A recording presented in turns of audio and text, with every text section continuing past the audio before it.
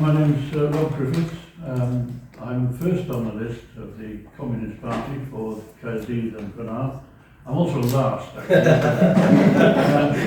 I first became politically conscious in the late 60s, early 70s, and of course the Vietnam War was still raging then, and that had an impact on me, of course.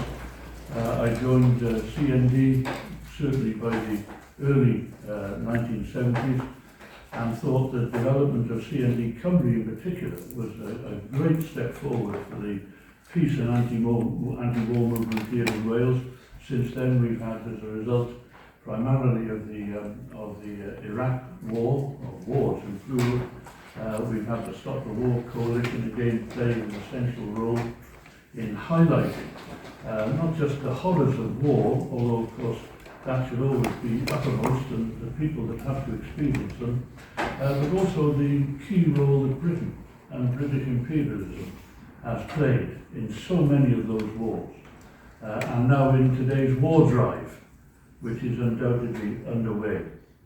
I'm not going to bore you. I'll take my opportunity a little later on if I get it.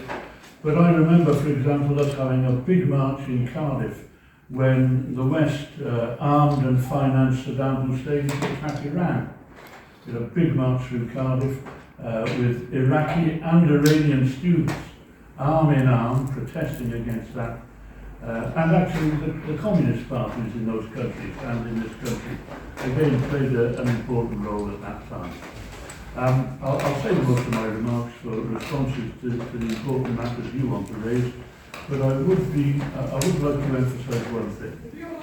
As a representative of the CP, we have never accepted for a second the nonsense that is spoken about NATO, its formation and its role. It was set up 6 years before the Warsaw Pact that it was supposed to be defending us against, and it continues to exist 20 years after the Warsaw Pact was dissolved. It has never been about keeping the peace in Europe. It has been about upholding the interests of big business and the big imperialist powers wherever it sees the opportunity. And I think, it's high time. We need everybody in the peace movement who understands this to come out into the open and to challenge these myths and these lies about NATO and what it's for. And I hope to be doing a little bit more of that later.